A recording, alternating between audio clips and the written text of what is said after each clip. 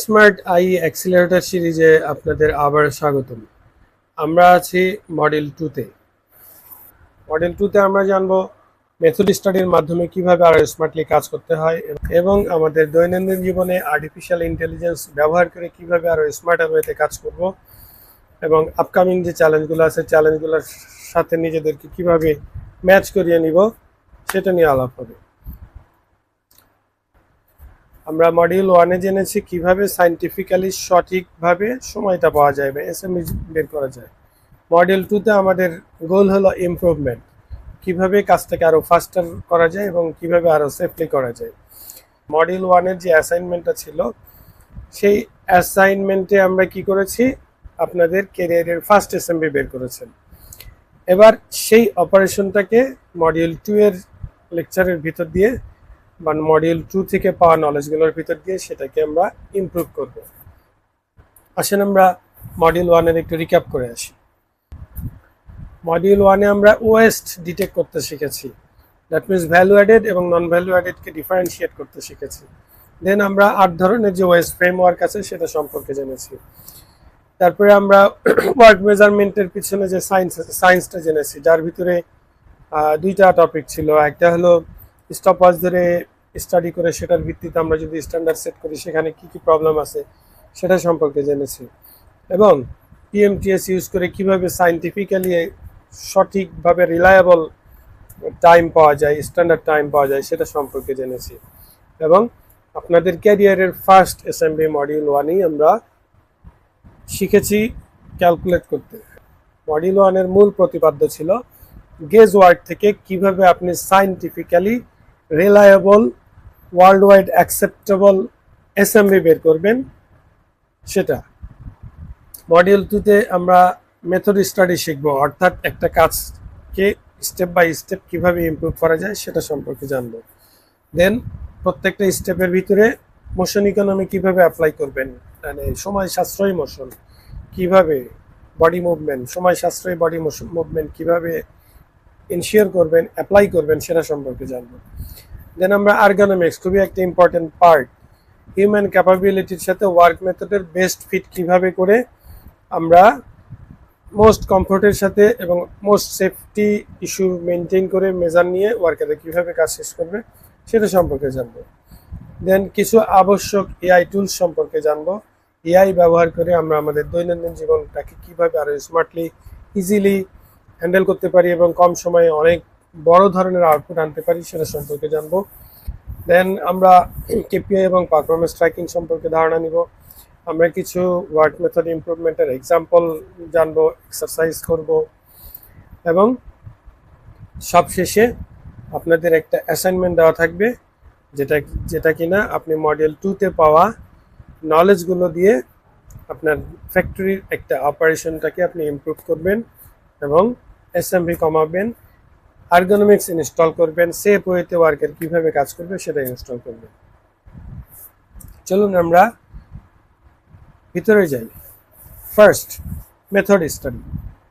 Pretty simple, definition থেকে আন্দাজ করা যায় কি করতে হবে। যে কোনো কাজের ওয়ার্ক মেথডটাকে গবেষণা করে উন্নত করা হলো মেথড স্টাডির কাজ। সিস্টেমেটিকভাবে ক্রিটিক্যালি এক্সামিন করবেন এক্সিস্টিং ওয়ার্ক মেথডের ভিতরে এবং সেখান থেকে better way of work propose করবেন। সিম্পল কথাই বলতে গেলে মেথড স্টাডির গোল থাকে কাজের সেরা মেথডটাকে বের করা। সো মেথড স্টাডি কী কী কাজে লাগে? সার্টেনলি সেরা মেথড মানে এটা আপনাকে প্রোডাক্টিভিটিটাকে ইমপ্রুভ করবে, কস্ট কমাবে এবং কি করবে, ওয়ার্কারের ফ্যাটিক কমাবে। সো মেথড স্টাডির 3টা কি গোল বা মেইন গোল কি? Productivity improvement, cost reduction and কাজের সময় ওয়ার্কারের ফ্যাটিক বা বডি স্ট্রেস কমানো। আমরা একটু ভিতরে যাই। 6টা স্টেপ আছে। কি কি? সিলেক্ট, কোন কাজটা করবেন, কোনটা মেথড স্টাডির জন্য সিলেক্ট করবেন সেটা খুবই জরুরি। সেটা সিলেকশন কিভাবে করবেন, সেটা সিলেকশনের ক্ষেত্রে ট্যাক্টফুল হওয়া খুবই জরুরি। দেন সেকেন্ড পার্ট হলো যেই কাজটা আপনি মেথড ইমপ্রুভমেন্টের জন্য সিলেক্ট করলেন সেটার জন্য পর্যাপ্ত ডাটা কালেকশন, যেটাকে আমরা বলছি রেকর্ড, ডাটা কালেক্ট করার পরে কি করবেন, এর ভিতরে অ্যানালাইসিস করবেন, এক্সামিন আর অ্যানালাইসিস যা ইচ্ছা তাই বলতে পারেন। দেন এক্সামিন বা অ্যানালাইসিসের ভিতর দিয়ে আমাদের কি হবে, নতুন বেটার মেথড আমরা খাতা কলমে ডেভেলপ করব। So select, record, examine, develop. Next part কি, আমার যে আইডিয়াটা ডেভেলপ করেছি খাতা কলমে সেটাকে আমরা ইমপ্লিমেন্ট করতে যাব বা ইনস্টল করতে যাব। যখন আমার ইমপ্লিমেন্টেশনের পরে এক্সপেক্টেড রেজাল্ট পেয়ে গেছি, পরবর্তী ধাপ হলো এটাকে মেইনটেইন করা। আসেন আমরা মেথড স্টাডির ফার্স্ট পার্ট সিলেক্ট, এটার মধ্যে যাই। সিলেক্টের ক্ষেত্রে অনেক ট্রিকি হওয়া জরুরি। কি সিলেক্ট করবেন? সার্টেনলি দ্য বিগেস্ট প্রবলেম যেটা আপনাকে সাফার করতেছে সেটাই প্রথম সিলেক্ট করবেন ফর ইমপ্রুভমেন্ট। আর এমন কিছু সিলেক্ট করবেন যেটার ফিনান্সিয়াল গেইনটা অনেক বেশি, হাই পটেনশিয়াল আছে। এমন কিছু ইমপ্রুভমেন্ট হয় আসলে ইমপ্রুভমেন্ট হয়, তার কোনো ফিনান্সিয়াল ইম্প্যাক্ট পড়ে না। কিভাবে আমি একটু বলি। কথার কথা, আমরা গার্মেন্টসে কি চেইন সিস্টেমে কাজ করি, অনেকগুলো অপারেটর একটা গার্মেন্টসের উপর কাজ করতেছে, এই করে ওর কাছে দেয়, ও করে ওর কাছে দেয়, এইভাবে। ধরেন আপনার আওয়ারলি প্রোডাকশন বের হচ্ছে 200, তার মানে প্রতি 18 সেকেন্ডে 1 পিস করে গার্মেন্টস বের হচ্ছে। এবার আপনি কোনো একটা অপারেশনের ভিতরে ইমপ্রুভমেন্টের স্কোপ দেখলেন। লেটস সে কোনো একটা অপারেশন 16 সেকেন্ডে এখন করছে, সেটাকে আপনি ইমপ্রুভ করে 14 সেকেন্ডে নিয়ে আসলেন। Certainly this is an improvement, but এটার ইম্প্যাক্ট কি লাইনের শেষ মাথা পর্যন্ত পড়বে? Probably no. ওয়াই? আপনার আউটপুট হচ্ছে 18 সেকেন্ডে 1 পিস, তার মানে আপনার বটলনেক লোয়েস্ট ক্যাপাসিটির অপারেশনটার টাইম হলো 18 সেকেন্ড। আপনি ইমপ্রুভ করেছেন 16 সেকেন্ড, যেই টাইমটা লাগে ওইটাকে। সো সার্টেনলি ওই অপারেটর করে বসে থাকবে, কিন্তু আলটিমেটলি লাইন আউটপুটে সেটা যাবে না, জমতে থাকবে মাল। অথবা সেই অপারেটরটা যখন দেখবে সামনের অপারেটর টানতে পারছে না, জমতেছে, সে একা স্লো হয়ে যাবে, রিল্যাক্স করবে। সো আলটিমেটলি 16 সেকেন্ড যেটা আগে ছিল সেই টাইমেও 1 পিস প্রডিউস করবে না। দেখা যাবে সে মোরাললেস 17-18 সেকেন্ডের কাছাকাছি সময়ে প্রডিউস করতেছে, যেহেতু সামনের জন্য টানতে পারে না। সো দেখেন, আপনি 16 সেকেন্ডকে ইমপ্রুভ করে 14 সেকেন্ডে ঠিকই আনলেন, এফোর্ট দিলেন, সিস্টেমে ঠিক হইতে আগালেন, কিন্তু এটার ইম্প্যাক্ট আমাদের আউটপুটে গিয়ে পড়লো না। মানে ইমপ্রুভ হলো, বাট কোম্পানি ফিনান্সিয়ালি লাভবান হলো না। এই ধরনের ইমপ্রুভমেন্ট কেস যাতে আমরা সিলেক্ট না করি, এ ব্যাপারে সচেতন থাকতে হবে। আচ্ছা, সিলেকশনের সময় আরও কি আছে? হাই কস্ট এরিয়া সিলেক্ট করতে পারি। শুধু একটা অপারেশন না, একটা এরিয়া সিলেক্ট হতে পারে, একটা সেকশন সিলেক্ট হতে পারে, পুরো সেকশনের আমরা মেথড ইমপ্রুভ করবো। বা স্লো, স্পিড কম, হাই লিড টাইম লাগে, বা খুব স্লো প্রোডাকশন বের হচ্ছে কোনো একটা অংশে, বা খুবই কঠিন কোনো একটা পার্ট, বা খুব বেশি কোয়ালিটি ফল্ট হয়, এরকম কোনো একটা অংশের মেথড স্টাডির জন্য সিলেক্ট করা যেতে পারে। আর মেজর বটলনেক, আমি যখন প্রোডাকশন লাইনের কথা বলি, আসলে বটলনেক অপারেশনের টাইম কমাইলেই সেটা এন্টায়ার প্রোডাকশন লাইনে একটা পজিটিভ ইম্প্যাক্ট ফেলে। সো সার্টেনলি আমি যখন প্রোডাকশন লাইনের কোনো একটা ওয়ার্ক মেথড ইমপ্রুভ করার জন্য সিলেক্ট করব, বটলনেক সিলেক্ট করা ওয়াইজ হবে। সো ইন সামারি, ফিনান্সিয়ালি যেটার ইম্প্যাক্ট সর্বোচ্চ, সেটাকে আপনি সবার আগে রাখবেন। দেন সেকেন্ড হাইয়েস্ট ইম্প্যাক্টকে পরে সিলেক্ট করবেন। I guess you have got my point. সিলেকশনের পরের ধাপটা হলো রেকর্ড। পর্যাপ্ত পরিমাণে ডাটা কালেক্ট করতে হবে। বিভিন্ন ধরনের চার্ট আছে, ডায়াগ্রাম আছে, আর ডাইরেক্ট অবজারভেশন আছে, অনেক ধরনের মেথড আছে রেকর্ডিংয়ের। যেমন সিমো চার্ট আছে, 200 প্রসেস চার্ট আছে, স্পাগেটি ডায়াগ্রাম আছে, অনেক কিছু আছে।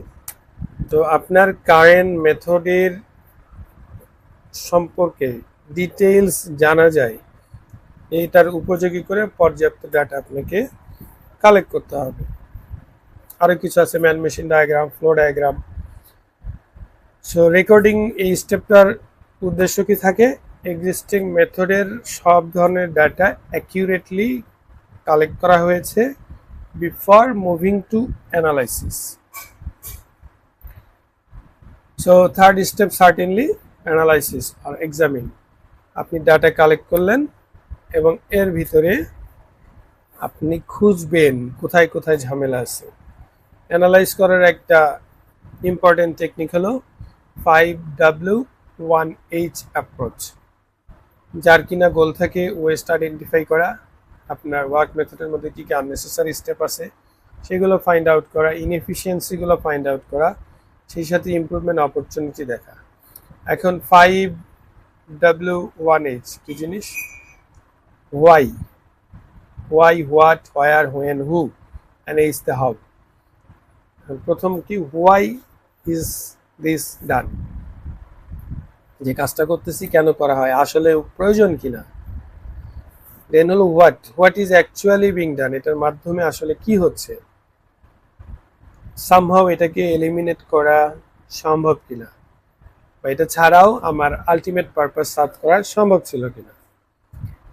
পরেরটা হলো হোয়ার, আগে বা পরে করার সুযোগ আছে কিনা, সুযোগ থাকলে কোনটা কস্ট ইফেক্টিভ, এই দিকটা অ্যানালাইজ করা। And when it is done, কখন করা হয়, টাইমিংটা ইমপ্রুভ করা সম্ভব কিনা। দেন কে করে, হু ডাজ ইট, সেই এটার জন্য বেস্ট কিনা, বা আরো বেস্ট পার্সন বা বেস্ট মেশিন অন্য কিছু ছিল কিনা। Last one, how it is ডান, কি মেথডে করতেছে, এটা করার আরো বেটার কোনো মেথড আছে কিনা। সো অনেকগুলো অল্টারনেটিভ চিন্তা করে বেস্ট কোনটা ওইটা সিলেক্ট করতে হবে। সো এক্সামিনের পরের পার্ট হলো develop. Usually examine or analysis and develop simultaneously শুরু হয়। আপনি যখন ওই হোয়ার, হু, হাউ এগুলোর অ্যান্সার পেয়ে যাচ্ছেন, সাথে সাথে আপনি কি আইডিয়া জেনারেট করতেছেন। ডেভেলপমেন্টের কিছু স্ট্র্যাটেজি থাকে।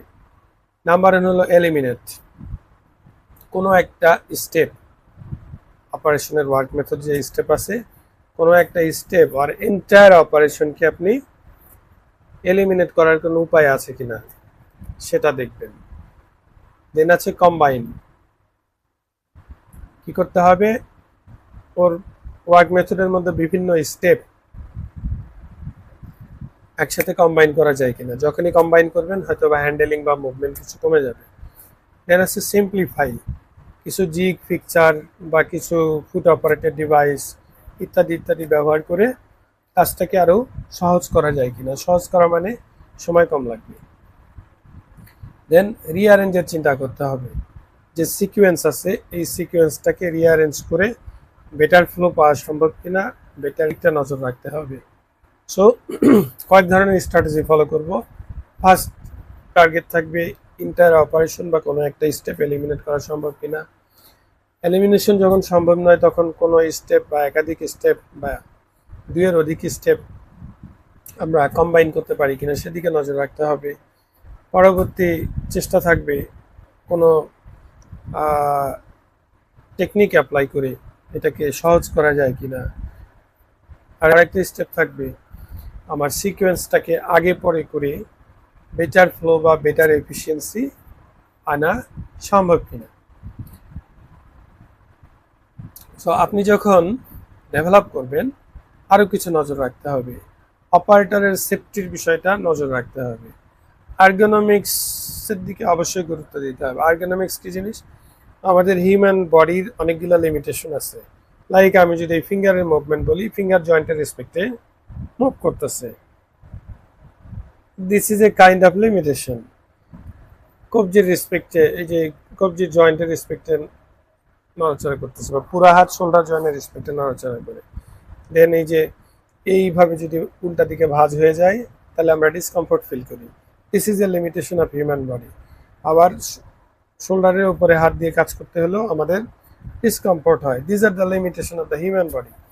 হিউম্যান বডির লিমিটেশনের সাথে তাল মিলিয়ে আপনার ওয়ার্ক মেথডটাকে সেফ ওয়েতে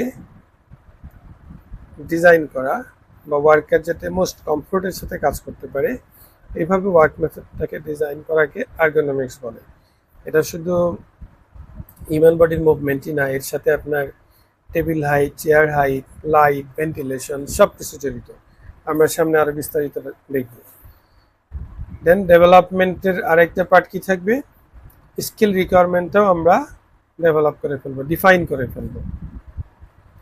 খুবই একটা ইম্পর্টেন্ট আর একটা বিষয়, অপারেটর, সুপারভাইজার যারা কিনা প্র্যাকটিক্যালি কাজটা করতেছে বা করাচ্ছে, তাদের থেকে ইনপুট নিতে হবে। তাদের মতে এর থেকে ভালো কি হতে পারে, এটা নেওয়া কিন্তু আবশ্যক। সো ডেভেলপ স্টেজে আপনি যে খাতা কলমে যে ইমপ্রুভ মেথডটা ডেভেলপ করলেন, এইখানে কিছু বিষয় আসায় ডকুমেন্টেড থাকা জরুরি। এক নাম্বার কি, relative cost of the two methods, আগের পরের মেথডের কস্ট এবং এক্সপেক্টেড সেভিংস সেটা ডিফাইন থাকা জরুরি। তারপরে কি করতে হবে, নিউ মেথডের ইনস্টলেশন কস্ট যদি থাকে সেটা ডিফাইন করা জরুরি। এটার সাথে রিলেটেড এক্সিকিউটিভ অ্যাকশন যদি থাকে সেটাও ডিফাইন করা জরুরি। নিউ ওয়ার্ক মেথডের লেআউট কেমন হবে, কি কি tools, picture, machine, furniture use করবেন, সেগুলোও কি করা দরকার, ডিফাইন থাকা জরুরি। সো আপনি যখন fully prepared with new idea, next step কি, এটাকে ইমপ্লিমেন্ট করা বা ইনস্টল করা, প্র্যাকটিক্যালি ঘটিয়ে দেওয়া, যা যা করলাম, যা যা আইডিয়া ডেভেলপ করলাম সেগুলোকে অ্যাপ্লাই করা। সো ইনস্টলেশনের সময় কেয়ারফুল প্ল্যানিং এবং পিপল হ্যান্ডেলিং খুবই জরুরি। তিনটা বিষয় খেয়াল রাখতে হবে ইনস্টলেশনের সময়। নাম্বার ওয়ান, আপনি যাই ডেভেলপ করেন না কেন, ম্যানেজমেন্টের অ্যাকসেপ্টেন্স থাকতে হবে। ম্যানেজমেন্ট সেটাকে ভিজুয়ালাইজ করতে পারতে হবে যে yes, you have done the correct analysis and this is going to be a good work আর this is going to give a good result for the company. Then কি করতে হবে, ওয়ার্কার যাদের সাথে কাজ করবেন, যাদের মাঝে আপনি ইমপ্লিমেন্ট করবেন বিষয়টা, তাদের অ্যাকসেপ্টেন্সটাও খুবই জরুরি।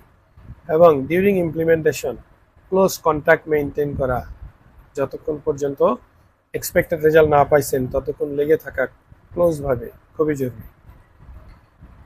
সো ইমপ্লিমেন্ট করে ফেললাম, আমাদের কাজ শেষ, তাই না? কেউ কেউ হয়তো বলবেন না, আরেকটা ধাপ বাকি আছে। ইয়েস, আরেকটা ধাপ বাকি আছে। What is that? মেইনটেইন। যাদের কিনা লম্বা এক্সপিরিয়েন্স তারা একটু খেয়াল করে থাকবেন, গার্মেন্টস ট্রেডে যারা আছেন বা অন্যান্য ট্রেডেও যারা আছেন, একটু খেয়াল করলে দেখবেন একই ধরনের ডেভেলপমেন্ট 4-5 বছর পর পর ঘুরে ঘুরে হয়। এটা কেন? আপনি বেটার কিছু ডেভেলপ করছেন, করে ছেড়ে দিচ্ছেন, করতেছে করতেছে, একটা সময় আপনার অ্যাটেনশন নাই বা আপনি জব ছেড়ে চলে গেছেন। আস্তে আস্তে যে যার মতো ওই সময় যারা সিস্টেমে আছে তারা যেভাবে বোঝে ওইভাবে কাজ করতেছে, করতে করতে একটা সময় দেখা গেল আপনার ইমপ্রুভ মেথড একটু একটু করে হারায়া হয়তো বা আগের জায়গায় চলে গেছে, অথবা নতুন একটা শিপে পরিণত হয়েছে। এটাকে প্রিভেন্ট করার জন্য আপনার কিছু ইনিশিয়েটিভ নিতে হবে। হোয়াট এভার ইউ ডেভেলপড, এটা যাতে যুগের পর যুগ চলতে থাকে,